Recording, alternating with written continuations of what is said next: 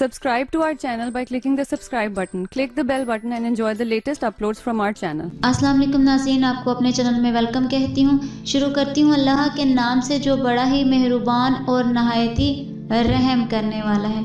नाज़रीन, आज की इस वीडियो का आगाज़ इस दुआ से करते हैं। मेरी इज़्ज़त के लिए काफ़ी है कि मैं तेरी बंदी हूँ, मेरे फ़ख्र के लिए काफ़ी है कि तू मेरा परवरदिगार है।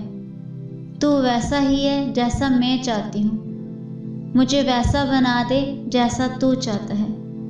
नाज़रीन, आज की इस वीडियो में मैं आपको सूरह अल-बकरा की आयत नंबर 215 का तर्जुमा और उसकी तफसीर बयान करूँगी।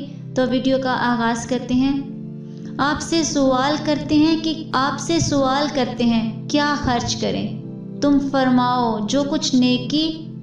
जो कुछ माल नेकी में खर्च करो तो वो माँ बाप और करीब के रिश्तेदारों और यतीमों और मोहताजों और मुसाफिरों के लिए है, और तुम जो भलाई करो बेशक अल्लाह उसे जानता है। या सालूना का मा ज़ायुनफिकूना, आपसे सवाल करते हैं क्या खर्च करें। ये आयत हज़रत उमरू बिन जमू रज़ी अल्लाह ताला अन्हु के जवाब में नाज़िल हुई, जो बूढ़े शख्स थे और बड़े मालदार थे।